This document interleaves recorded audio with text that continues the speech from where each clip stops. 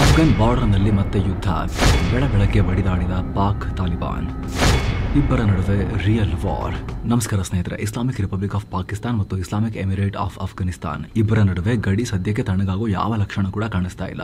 ಭಾನುವಾರವಷ್ಟೇ ಎರಡೂ ಸೇನೆಗಳ ನಡುವೆ ಹೊಡೆದಾಟ ಆಗಿ ದಾಳಿ ಪ್ರತಿದಾಳಿ ಜೋರಾಗಿತ್ತು. 106 ಸೈನಿಕರು ಮೃತಪಟ್ಟಿದ್ರು. ಇಬ್ರು ನಾವೇ ಗೆದ್ದುಬಿಟ್ವಿ ಅಂತ ಹೇಳಿ ಸಂಭ್ರಮಾಚರಣೆ ಕೂಡ ಮಾಡಿದ್ರು. ಆದರೆ ಸಂಭ್ರಮ ಇನ್ನೂ ಕೂಡ ಮುಗ್ದಿಲ್ಲ. ಮತ್ತೆ ಭೀಕರ ಹೊಡೆದಾಟ ಆಗಿದೆ. ಯುದ್ಧ ಸ್ಫೋಟಗೊಂಡಿದೆ. ಖೈಬರ್ ಪಖ್ತೂನ್ಖ್ವಾದಲ್ಲಿ ತಾಲಿಬಾನ್ ಮತ್ತು ಪಾಕಿಸ್ತಾನದ ನಡುವೆ ಘರ್ಷಣೆಯಾಗಿತ್ತು. ಒಬ್ಬರ ವಿರುದ್ಧ ಮತ್ತೊಬ್ಬರು ಸ್ಫೋಟಕ ಸುರಿದಿದ್ದಾರೆ. ಮಿಸೈಲ್, ಡ್ರೋನ್, ಆರ್ಟಿಲರಿ ಎಲ್ಲವೂ ಯೂಸ್ ಆಗಿದೆ. 16 ನಾಗರಿಕರು ಪ್ರಾಣ ಕಳ್ಕೊಂಡಿರುವ ಮಾಹಿತಿ ಬರ್ತಾ ಇದೆ. ಸಾಕಷ್ಟು ಆರ್ಮಿ ಪೋಸ್ಟ್ಗಳಿಗೆ ಬೆಂಕಿ ಬಿದ್ದಿದೆ. ಅಷ್ಟೇ ಅಲ್ಲ, ಈ ಸಲ TTP ಅಂದರೆ ಪಾಕ್ನ ತಾಲಿಬಾನ್ ಘಟಕ ಕೂಡ ಗಡಿ ಆಚೆಯಿಂದ ನಿಂತು ತಾಲಿಬಾನಿಗಳೊಂದಿಗೆ ಸೇರಿಕೊಂಡು ಪಾಕಿಸ್ತಾನಕ್ಕೆ ಹೊಡೆದಿದ್ದಾರೆ. ಅಂದರೆ ಪಾಕಿಸ್ತಾನ ತಾಲಿಬಾನ್ ಅವರು ಗಡಿ ಆಚೆ ನಿಂತ್ಕೊಂಡು ಅಫ್ಘಾನ್ ತಾಲಿಬಾನಿಗಳೊಂದಿಗೆ ಸೇರಿಕೊಂಡು ಪಾಕಿಸ್ತಾನಕ್ಕೆ ಹೊಡೆದಿದ್ದಾರೆ. ಸದ್ಯ ಎರಡು ಗಡಿಯಲ್ಲೂ ಪೂರ್ಣ ಪ್ರಮಾಣದ ಯುದ್ಧದ ವಾತಾವರಣ ನಿರ್ಮಾಣ ಆಗಿದೆ. ಗಡಿ ಭಾಗದ ಜನರನ್ನ ಬೇರೆ ಕಡೆಗೆ ಸ್ಥಳಾಂತರ ಮಾಡಲಾಗ್ತಿದೆ.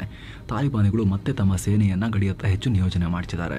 ಹಾಗಿದ್ರೆ ನಡುರಾತ್ರಿಯಿಂದ ಈ ಡ್ಯೂರೆಂಟ್ ಲೈನ್ನಲ್ಲಿ ಆಗ್ತಿರೋದೇನು, ಪಾಕಿಸ್ತಾನ ಮತ್ತು ಅಫ್ಘಾನಿಗರು ಮತ್ತೆ ಹೊಡೆದಾಡ್ತಿರೋದು ಯಾಕೆ, ಎಲ್ಲವನ್ನ ನೋಡ್ತಾ ಹೋಗೋಣ. ಕಂಪ್ಲೀಟ್ ಮಾಹಿತಿ ಪಡ್ಕೊಳ್ತಾ ಹೋಗೋಣ. ಸುದೀರ್ಘ ಕಾಲ ನಡೆಯುತ್ತೆ ಅಂತ ಯಾಕೆ ಹೇಳಲಾಗ್ತಿದೆ ಎಲ್ಲವನ್ನ ಅರ್ಥ ಮಾಡ್ಕೊಳ್ಳೋಣ ಸ್ನೇಹಿತರೆ. ಕಡೆ ತನಕ ಮಿಸ್ ಮಾಡಿದೆ ನೋಡಿ. ಇನ್ನು ಕೂಡ ಸಬ್ಸ್ಕ್ರೈಬ್ ಮಾಡದೇ ಇರೋ ವೀಕ್ಷಕರಲ್ಲಿ ಮನವಿ ಏನು ಅಂತ ಹೇಳಿದ್ರೆ, ವಿಡಿಯೋ ಕೆಳಗಿರೋ ಸಬ್ಸ್ಕ್ರೈಬ್ ಬಟನ್ ಮೇಲೆ ಕ್ಲಿಕ್ ಮಾಡಿ, ಹಾಗೆ ಪಕ್ಕದ ಬೆಲ್ ಐಕಾನ್ ಮೇಲೆ ಕ್ಲಿಕ್ ಮಾಡೋದನ್ನ ಮರಿಬೇಡಿ ಅಂತ. ಬನ್ನಿ ಆರಂಭ ಮಾಡೋಣ ಸ್ನೇಹಿತರೆ. ಬೆಳಗ್ಗೆ ಹೊಡೆದ ಪಾಕ್ ತಾಲಿಬಾನ್. ಖೈಬರ್ ಗಡಿಯಲ್ಲಿ ಭಯಾನಕ ಕಾಳಗ. ಭಾನುವಾರ ಹೊಡೆದಾಡಿದ್ರು. 250ಕ್ಕೂ ಅಧಿಕ ಜನ ಪ್ರಾಣ ಬಿಟ್ಟಿದ್ರು. ಈಗ ಒಂದೇ ವಾರದಲ್ಲಿ ಎರಡನೇ ಸಲ ಇಬ್ಬರು ಕೂಡ ಹೊಡೆದಾಡಿದ್ದಾರೆ. ಮಂಗಳವಾರ ತಡರಾತ್ರಿ ಮತ್ತು ಬುಧವಾರ ಬೆಳಗಿನ ಜಾವ ವಿಪರೀತ ಬಡಿದಾಟ. ಮೊದಲು ಯಾರು ದಾಳಿ ಮಾಡಿದ್ದು ಸ್ಪಷ್ಟ ಇಲ್ಲ. ಆದರೆ ಎರಡೂ ಕಡೆಯಿಂದ ಆರ್ಟಿಲರಿ, ಆಂಟಿ ಟ್ಯಾಂಕ್ ಶಸ್ತ್ರಗಳು, ಮಿಸೈಲ್, ಡ್ರೋನ್ ಎಲ್ಲವನ್ನ ಬಳಸಲಾಗಿದೆ. ಪಾಕಿಸ್ತಾನದ ಪ್ರಕಾರ ಬುಧವಾರ ಬೆಳಗಿನ ಜಾವ 4 ಗಂಟೆ ಅಂದರೆ ಮೊದಲ ಪ್ರಾರ್ಥನೆ ಮುಗಿದ ನಂತರ ದಾಳಿ ಜೋರಾಗಿದೆ.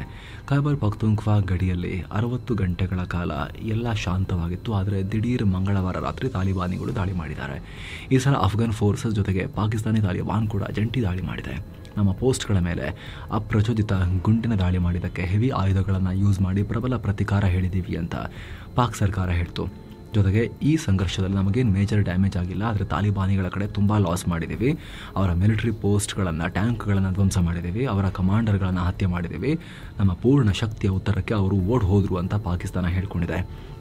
ಇದಕ್ಕೆ ಸಂಬಂಧಪಟ್ಟ ಕೆಲ ವಿಡಿಯೋಸ್ ಕೂಡ ಓಡಾಡ್ತಿತ್ತು. ಅದರಲ್ಲಿ ತಾಲಿಬಾನಿಗಳ ನಗರ್ಸರ್ ಪೋಸ್ಟ್ಗೆ ಸ್ಫೋಟಕ ಹಾಕಿರೋದು ಕಂಡುಬಂದಿದೆ. ಮಿಸೈಲ್ ಮತ್ತು ಡ್ರೋನ್ಗಳು ಹೋಗಿ ದಾಳಿ ಮಾಡಿರೋ ವಿಜುವಲ್ ಸಿಕ್ಕಿದೆ. ಇನ್ನು ಈ ದಾಳಿಗೆ ತಾಲಿಬಾನಿಗಳು ಕೂಡ ಪ್ರತಿಕ್ರಿಯೆ ಕೊಟ್ಟಿದ್ದಾರೆ. ನಾವು ಪಾಕಿಸ್ತಾನದ ವಿರುದ್ಧ ಡ್ರೋನ್ ಸ್ಟ್ರೈಕ್ ಮಾಡಿದ್ದೀವಿ. ಪಾಕಿಸ್ತಾನದ ಕನಿಷ್ಠ 12 ಪೋಸ್ಟ್ಗಳನ್ನು ನಾಶ ಮಾಡಿದ್ದೀವಿ. ನಮ್ಮ ಕಡೆ 12 ನಾಗರಿಕರು ಪ್ರಾಣ ಕಳ್ಕೊಂಡಿದ್ದಾರೆ. 100ಕ್ಕೂ ಅಧಿಕ ಜನರಿಗೆ ಗಾಯವಾಗಿದೆ. ನಾವು ಕೂಡ ಶತ್ರು ಸೇನೆಯ ಅನೇಕ ಸೈನಿಕರನ್ನು ಹತ್ಯೆ ಮಾಡಿದ್ದೀವಿ. ಆಯುಧಗಳು, ಯುದ್ಧ ಟ್ಯಾಂಕ್ಗಳು, ಮಿಲಿಟರಿ ಪೋಸ್ಟ್ಗಳನ್ನು ವಶಕ್ಕೆ ಪಡೆದಿದ್ದೀವಿ. ಬಹುತೇಕ ಎಲ್ಲ ಮಿಲಿಟರಿ ಇನ್ಸ್ಟಾಲೇಷನ್ಸ್ನ ನಾಶ ಮಾಡಿದ್ದೀವಿ ಅಂತ ಹೇಳಿದ್ದಾರೆ. ಅಲ್ಲದೆ ಟ್ಯಾಂಕ್, ಆರ್ಟಿಲರಿಯನ್ನು ಗಡಿಗೆ ಮೂವ್ ಮಾಡ್ತಿರೋ ವಿಡಿಯೋವನ್ನು ತಾಲಿಬಾನ್ ವಕ್ತಾರರು ಶೇರ್ ಮಾಡಿದ್ದಾರೆ. ತಾಲಿಬಾನ್ಗೆ ಲಿಂಕ್ ಹೊಂದಿರೋ ಅಲ್ ಮಿರ್ಸಾದ್ ಅನ್ನೋ ಮಾಧ್ಯಮ ಪಾಕಿಸ್ತಾನದ ಮಿಲಿಟರಿ ಪೋಸ್ಟ್ ಮೇಲೆ ತಾಲಿಬಾನ್ ಡ್ರೋನ್ ದಾಳಿ ಮಾಡ್ತಿರೋದನ್ನು ಪೋಸ್ಟ್ ಮಾಡಿದೆ. ಅದರಲ್ಲಿ ದೊಡ್ಡ ಸ್ಫೋಟ ಆಗಿರೋದು ಕ್ಯಾಪ್ಚರ್ ಆಗಿದೆ. ಅಲ್ಲದೆ ತಾಲಿಬಾನಿಗಳು ತಮ್ಮ ಹೋಮ್ ಲ್ಯಾಂಡನ್ನು ಕಾಪಾಡೋಕ್ಕೆ ಪ್ರತಿಕ್ಷಣ ಕಮಿಟ್ ಆಗಿದ್ದಾರೆ. ಪ್ರತಿ ಅಗ್ರೆಷನ್ಗೆ ಕಠಿಣ ಪ್ರತಿಕ್ರಿಯೆ ಕೊಡ್ತೀವಿ ಅಂತ ತಾಲಿಬಾನ್ ಘೋಷಿಸಿದೆ. ಇನ್ನು ಪಾಕ್ನ ಆರ್ಮಿ ಕೂಡ ಪ್ರತಿಕ್ರಿಯೆ ಕೊಟ್ಟಿದೆ. ಪಾಕ್ನವರು ಈ ದಾಳಿಯಲ್ಲಿ ಟಾಪ್ TTP ಕಮಾಂಡರ್ನನ್ನು ನಾವು, ಅಂದರೆ ಪಾಕಿಸ್ತಾನ ತಾಲಿಬಾನ್ನ ಕಮಾಂಡರ್ನನ್ನು ಹೊಡೆದು ಹಾಕಿದ್ದೀವಿ. ಶತ್ರುವಿಗೆ ಹೆವಿ ಲಾಸ್ ಮಾಡಿದ್ದೀವಿ ಅಂತ ಹೇಳಿದೆ. ಅಲ್ಲದೆ ಅಫ್ಘಾನಿಸ್ತಾನಕ್ಕೆ ನ್ಯೂ ನಾರ್ಮಲ್ ಸೆಟ್ ಮಾಡಿದ್ದೀವಿ. ಅಫ್ಘಾನ್ ನೆಲದಿಂದ ಆಗೋ ಪ್ರತಿ ಉಗ್ರ ದಾಳಿಗೆ ನಾವು ಇದೇ ರೀತಿ ಉತ್ತರ ಕೊಡ್ತೀವಿ ಅಂತ ಪಾಕಿಸ್ತಾನದ ಸರ್ಕಾರ, ಭಾರತ ಹೇಗೆ ಪಾಕಿಸ್ತಾನಕ್ಕೆ ವಾರ್ನಿಂಗ್ ಕೊಡ್ತೋ ಅದನ್ನು ಕಾಪಿ ಮಾಡಿ ಅಫ್ಘಾನಿಸ್ತಾನಕ್ಕೆ ಅವ್ರು ಹೇಳಿದ್ದಾರೆ. ಈಗ ಪಾಕ್ನ ಸ್ಥಳೀಯ ಮಾಧ್ಯಮಗಳ ಪ್ರಕಾರ ಪಾಕಿಸ್ತಾನದ 5 ಸೈನಿಕರು ಈ ಕದನದಲ್ಲಿ ಪ್ರಾಣ ಕಳ್ಕೊಂಡಿದ್ದಾರೆ. ಆದರೆ ಇದರ ಸಂಖ್ಯೆ ಇನ್ನಷ್ಟು ಹೆಚ್ಚಾಗ್ತಿರೋ ಸಾಧ್ಯತೆ ಕೂಡ ಇದೆ. ಯಾಕಂದರೆ ಈ ಸಲ ತಾಲಿಬಾನಿಗಳು ಪ್ರೆಸಿಷನ್ ಸ್ಟ್ರೈಕ್ ಮಾಡಿದ್ದಾರೆ. ಚಮನ್ ಸ್ಪಿನ್ ಬೋಲ್ಡಕ್ ಬಾರ್ಡರ್ನಲ್ಲಿ ಪಾಕ್ನ ಕಮ್ಯುನಿಕೇಷನ್ ಸಿಸ್ಟಮ್ಗಳಿಗೆ ಡ್ಯಾಮೇಜ್ ಮಾಡಿದ್ದಾರೆ. ಫಾರ್ವರ್ಡ್ ಪೊಸಿಷನ್ಗಳನ್ನು ಧ್ವಂಸ ಮಾಡಿದ್ದಾರೆ. ಹೀಗಾಗಿ ಪಾಕ್ಗೆ ವಿಪರೀತ ಡ್ಯಾಮೇಜಸ್ ಆಗಿದೆ ಅನ್ನೋ ಲೆಕ್ಕಾಚಾರ ಇದೆ. ಆದರೆ ಸುದ್ದಿ ಹರಿದಾಡೋಕ್ಕೆ ಪಾಕಿಸ್ತಾನ ಬಿಡ್ತಾ ಇಲ್ಲ.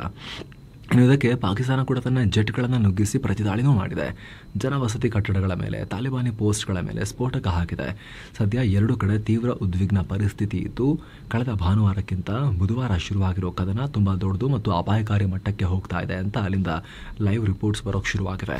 ಯುದ್ಧ ಮುಗಿಯೋದಿಲ್ಲ. ಸದ್ಯ ಪಾಕ್ ಮತ್ತು ತಾಲಿಬಾನ್ ನಡುವೆ ಆನ್ ಆ್ಯಂಡ್ ಆಫ್ ಥರ ಸಂಘರ್ಷ ನಡೀತಾ ಇದ್ರು ಕೂಡ ಈ ಯುದ್ಧ ಸದ್ಯಕ್ಕೆ ಮುಗಿಯೋ ಲಕ್ಷಣ ಕಾಣಿಸ್ತಿಲ್ಲ. ಯಾಕಂದರೆ ಈಗ ಪಾಕ್ ಮತ್ತು ತಾಲಿಬಾನ್ ನಡುವೆ ಎಲ್ಲ ರೀತಿಯಲ್ಲೂ ಸಂಬಂಧ ಹಾಳಾಗ್ತಿದೆ. ರಾಜತಾಂತ್ರಿಕ ಮಾರ್ಗ ಕೂಡ ಭಾಗಶಃ ಮುಚ್ಚಿ ಹೋಗಿದೆ. ಯಾಕಂದರೆ ಸಂಧಾನ ಮಾಡೋಕೆ ಅಂತ ಬರ್ತಾ ಇದ್ದ ಪಾಕ್ ನಾಯಕರನ್ನು ತಾಲಿಬಾನಿಗಳು ಅಡ್ಡಗಟ್ಟಿದ್ರು. ಪಾಕ್ ರಕ್ಷಣಾ ಸಚಿವ ಖ್ವಾಜಾ ಆಸಿಫ್ ಮತ್ತು ಇನ್ನಿತರ ಸೇನಾಧಿಕಾರಿಗಳು ಮತ್ತು ISI ಮುಖಂಡರು ಅಫ್ಘಾನಿಸ್ತಾನ ಟ್ರಿಪ್ಗೆ ಪ್ಲಾನ್ ಹಾಕಿದರು. ಅಲ್ಲಿ ಹೋಗಿ ಪರಿಸ್ಥಿತಿಯನ್ನು ಶಾಂತ ಮಾಡ್ತೀವಿ ಅನ್ನೋ ಥರದಲ್ಲಿ. ಆದರೆ ತಾಲಿಬಾನಿಗಳು ಅವರ ವೀಸಾವನ್ನು ಕ್ಯಾನ್ಸಲ್ ಮಾಡೋ ಮೂಲಕ ನೀವಿಲ್ಲಿ ಬರೋದೇ ಬೇಡ ಅಂಥೇಳಿ ಮೆಸೇಜ್ ಪಾಸ್ ಮಾಡಿದ್ದಾರೆ. ಅಲ್ಲದೆ ಪಾಕ್ ನಾಯಕರು ಮೂರು ಸಲ ವೀಸಾ ಕೊಡಿ ಅಂತ ಕೇಳಿದ್ರು. ತಾಲಿಬಾನಿಗಳು 3 ಸಲವೂ ನಿರಾಕರಣೆ ಮಾಡಿದ್ದಾರೆ. ಆ ಲೆವೆಲ್ಗೆ ಹೋಗಿದೆ.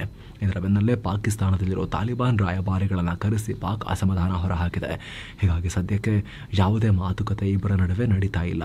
ಅಫ್ಘಾನಿಸ್ತಾನದ ನಾಯಕರು ಈಗ ಭಾರತದೊಂದಿಗೆ ತುಂಬ ಕ್ಲೋಸ್ ಆಗ್ತಿರೋದನ್ನು ಪಾಕ್ನ ISI ಗಂಭೀರವಾಗಿ ಪರಿಗಣಿಸಿದೆ. ಅಲ್ಲಿನ ಸೇನೆಗೆ ಎಚ್ಚರಿಕೆ ಕೊಡ್ತಾ ಇದ್ದಾರೆ.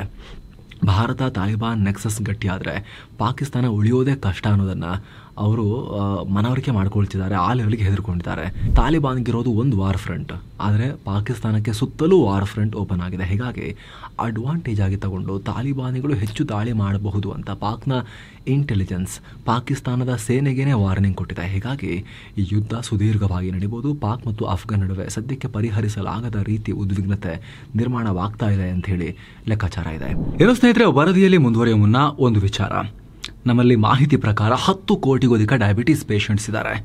ಅಂಥವರಿಗೆ ನೀವೀಗ ನೋಡ್ತಾ ಇದ್ದೀರಲ್ಲ ಸ್ನೇಹಿತರೆ, ಈ ಗ್ಲುಕೋಮೀಟರ್ನಿಂದ ಬರೀ 10 ಸೆಕೆಂಡಲ್ಲಿ ಗ್ಲೂಕೋಸ್ ಲೆವೆಲ್ ಚೆಕ್ ಮಾಡ್ಬೋದು. ಈ ಬಿಟೋ ಗ್ಲುಕೋಮೀಟರ್ಗೆ ಚಾರ್ಜ್ ಮಾಡೋ ಸೆಲ್ ಹಾಕೋ ಅಗತ್ಯನೂ ಇಲ್ಲ. ನೇರವಾಗಿ ನಿಮ್ಮ ಫೋನ್ ಜೊತೆ ಇದು ಕೆಲಸ ಮಾಡುತ್ತೆ. ಫೋನ್ನಲ್ಲಿ ಬಿಟೋ ಆ್ಯಪ್ ಇನ್ಸ್ಟಾಲ್ ಮಾಡ್ಕೋಬೇಕು. ನಂತರ ಬಿಟೋ ಕಿಟ್ನಲ್ಲಿರೋ ಟೆಸ್ಟಿಂಗ್ ಸ್ಟ್ರಿಪ್ಪನ್ನು ಗ್ಲೂಕೋಮೀಟರ್ಗೆ ಹಾಕಿ ಕಿಟ್ನಲ್ಲಿ ಒಂದು ಲ್ಯಾನ್ಸಿಂಗ್ ಟೂಲ್ ಅಥವಾ ಸೂಜಿ ಕೂಡ ಕೊಟ್ಟಿರ್ತಾರೆ. ಅದರಿಂದ ನೀವೇ ಬೆರಳು ತುದಿಯಲ್ಲಿ ಸ್ಯಾಂಪಲ್ ತಗೊಂಡು ಟೆಸ್ಟಿಂಗ್ ಸ್ಟ್ರಿಪ್ನಲ್ಲಿ ಹಾಕಿ ಅಷ್ಟೇ 10 ಸೆಕೆಂಡಲ್ಲಿ ಫೋನ್ನಲ್ಲಿ ಕಂಪ್ಲೀಟ್ ರಿಸಲ್ಟ್ ತೋರಿಸ್ಬಿಡುತ್ತೆ. ಈ ರಿಪೋರ್ಟ್ನ ಡಾಕ್ಟರ್ಗೆ ಅಲ್ಲೇ ವಾಟ್ಸ್ಆ್ಯಪ್ ಕೂಡ ಮಾಡ್ಬೋದು. ಹಾಗೆ ಶುಗರ್ ಲೆವೆಲ್ನ ಅಲ್ಲಿ ಬರೆದಿಟ್ಕೋಬೇಕು ಅಂತಿಲ್ಲ. ಪೇಪರ್ನಲ್ಲಿ ಆ್ಯಪ್ನಲ್ಲೇ ರೆಕಾರ್ಡ್ ಆಗುತ್ತೆ. ಗ್ರಾಫ್ ಸಮೇತ daily, weekly, monthly, all time trend ಕೂಡ ತೋರಿಸುತ್ತೆ. ಹಾಗೆ ಇದು ಅಮೆಜಾನ್ ಚಾಯ್ಸ್ ಪ್ರಾಡಕ್ಟ್. 5ಗೆ 4.4 ಸ್ಟಾರ್ ರೇಟಿಂಗ್ ಇದೆ. ISO certified, lifetime warranty ಕೂಡ ಇದೆ. 25 ಟೆಸ್ಟಿಂಗ್ ಸ್ಟ್ರಿಪ್ ಹಾಗೂ 25 ಲ್ಯಾನ್ಸೆಟ್ ಅಥವಾ ಸೂಜಿ ಫ್ರೀ ಆಗೂ ಸಿಗುತ್ತೆ.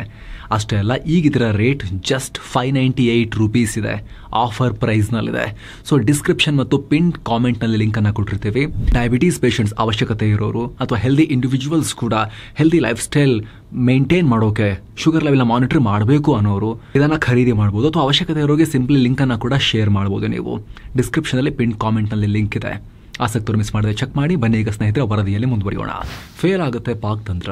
ಒಂದು ವೇಳೆಯಲ್ಲಿ ಪಾಕ್ ಏನಾದರೂ ಯುದ್ಧ ಕೇಳಿದ್ರೆ ಪಾಕ್ನ ದಶಕಗಳ ಸ್ಟ್ರಾಟಜಿ ಫೇಲ್ ಆಗುತ್ತೆ.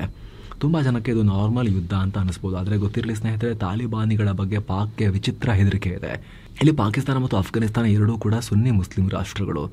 ಇಬ್ಬರು ದಿಯೋಬಂದ್ ಮದರಸಾಗಳಿಂದಲೇ ಓದಿ ಹೋಗಿರೋರು. ಸೈದ್ಧಾಂತಿಕವಾಗಿ ಯಾವುದೇ ಭೇದ ಭಾವ ಇಲ್ಲ. ಆದರೆ ಇಬ್ಬರಿಗೂ ಒಂದು ರೀತಿಯ ಕಿತ್ತಾಟ ಇದೆ.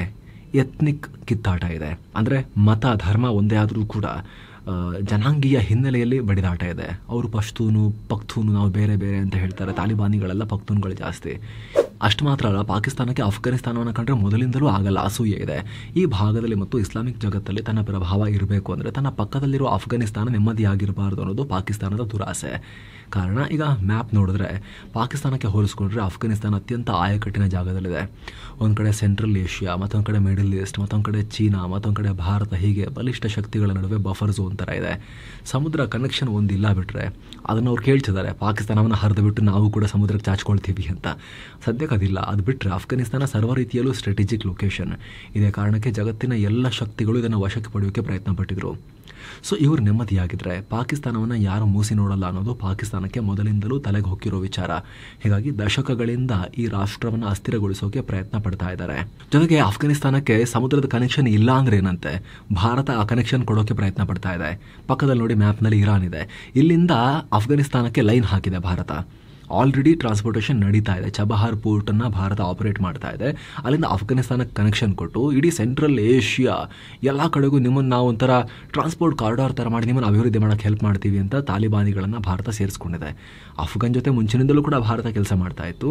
ತಾಲಿಬಾನಿಗಳ ಬಂದ್ಮೇಲೆ ಸ್ವಲ್ಪ ನಿಂತು ಹೋಗಿತ್ತು. ಈಗ ತಾಲಿಬಾನಿಗಳೊಂದಿಗೂ ಭಾರತ ವಿಚಾರಗಳನ್ನು ಸಾರ್ಟ್ ಮಾಡಿಕೊಂಡು ಶೇಕ್ ಹ್ಯಾಂಡ್ ಮಾಡಿದೆ. ಹೀಗಾಗಿ ಪಾಕಿಸ್ತಾನವನ್ನು ಒಡೆದು ಬಲೂಚಿಸ್ತಾನ ಪ್ರಾಂತ್ಯದ ಒಂದಷ್ಟು ಭಾಗವನ್ನು ಅಫ್ಘಾನಿಸ್ತಾನಕ್ಕೆ ಸೇರಿಸಿ ಸಮುದ್ರದ ಆಕ್ಸೆಸ್ ಪಡೆಯೋ ಕನಸೇನಿದೆ ಅಫ್ಘಾನಿಸ್ತಾನದ್ದು, ಅದು ಈಡೇರುತ್ತೋ ಬಿಡುತ್ತೋ. ಭಾರತ ಅಂತೂ ಇರಾನ್ ಮೂಲಕ ಕನೆಕ್ಷನ್ ಕೊಟ್ಟು ಆ ಆಸೆಯನ್ನು ಈಡೇರಿಸಿದೆ ಅಫ್ಘಾನಿಸ್ತಾನಕ್ಕೆ. ಜೊತೆಗೆ ಸ್ನೇಹಿತರೆ, ನಿಮಗೆ ಆಲ್ರೆಡಿ ಗೊತ್ತಿರೋ ಹಾಗೆ 2 ರಾಷ್ಟ್ರಗಳ ನಡುವೆ, ಪಾಕ್ ಮತ್ತು ಅಫ್ಘಾನ್ ನಡುವೆ ಡ್ಯೂರೆಂಡ್ ಲೈನೇ ಬಾರ್ಡರ್. ಆದರೆ ಅಫ್ಘಾನಿಸ್ತಾನದ ತಾಲಿಬಾನಿಗಳಲ್ಲ, ಇಂಡಿಪೆಂಡೆಂಟ್ 1947 ಕೂಡ ಯಾವ ಸರ್ಕಾರಗಳು ಅದನ್ನು ಒಪ್ಪಿಲ್ಲ. 1947 ಅಂದರೆ ತಾಲಿಬಾನ್ ಹುಟ್ಟೋಕ್ಕೂ ಎಷ್ಟೋ ದಶಕಗಳ ಮುಂಚೆ ಡ್ಯೂರೆಂಡ್ ಲೈನ್ ವಿಚಾರವಾಗಿ ಅಫ್ಘಾನಿಸ್ತಾನ ಸರ್ಕಾರ ವಿಶ್ವಸಂಸ್ಥೆಯಲ್ಲಿ ಪಾಕ್ ವಿರುದ್ಧ ವೋಟ್ ಹಾಕಿತ್ತು. ಭಾರತದಂತಹ ರಾಷ್ಟ್ರ ವಿಶ್ವಸಂಸ್ಥೆಯಲ್ಲಿ ಪಾಕಿಸ್ತಾನದ ಮೆಂಬರ್ಶಿಪ್ಗೆ ಯಾವುದೇ ಅಡೆತಡೆ ಮಾಡಿರಲಿಲ್ಲ. ಆದರೆ ಅಫ್ಘಾನಿಸ್ತಾನ ಪಾಕಿಸ್ತಾನಕ್ಕೆ ವಿಶ್ವಸಂಸ್ಥೆಯಲ್ಲಿ ಜಾಗ ಕೊಡಬಾರದು, ಯಾಕಂದರೆ ಗಡಿನೇ ಸರಿ ಇಲ್ಲ ಅಂತ ವೋಟ್ ಹಾಕಿತ್ತು. ಸೊ ಅಂದಿನಿಂದ ಇಬ್ಬರಿಗೂ ಕೂಡ ಗಡಿ ವಿಚಾರದಲ್ಲಿ ಸಮಸ್ಯೆ ಇದೆ. ಇದು ಪಾಕಿಸ್ತಾನಕ್ಕೆ ಒಂದು ರೀತಿ ಹೆದರಿಕೆ. ಇದೇ ಕಾರಣಕ್ಕೆ ಅಫ್ಘಾನಿಸ್ತಾನ ಉದ್ಧಾರ ಆಗಬಾರ್ದು, ತಾನು ಇಂಡೈರೆಕ್ಟ್ ಆಗಿ ಉಗ್ರರ ಮೂಲಕ ಕಂಟ್ರೋಲ್ ಮಾಡಬೇಕು ಅಂತ ಬಯಸುತ್ತೆ ಪಾಕಿಸ್ತಾನ. ಈಗ ಎಕ್ಸ್ಪ್ಲೇನ್ ಮಾಡಿದ ಎಲ್ಲ ಕಾರಣಗಳಿಂದಾನೇ ಪಾಕಿಸ್ತಾನ ಏನು ಮಾಡುತ್ತೆ, ತಾಲಿಬಾನಿಗಳಿಗೆ ಜನ್ಮ ಕೊಟ್ಟಿದ್ದೆ ಅಮೆರಿಕ ಮತ್ತು ಪಾಕಿಸ್ತಾನ ಸೇರಿಕೊಂಡು. ಆ ಬಾರ್ಡರ್ನಲ್ಲಿ ಪಾಕಿಸ್ತಾನ ಸೈಡ್ನಲ್ಲಿದ್ದ ಮದ್ರಸಾಗಳಲ್ಲೇ ಅವರಿಗೆ ತಾಲಿಬಾನಿಗಳನ್ನು ಬ್ರೈನ್ ವಾಶ್ ಮಾಡಿ ಗುಂಪು ಕಟ್ಟಿ ಕಳಿಸಿರೋದು.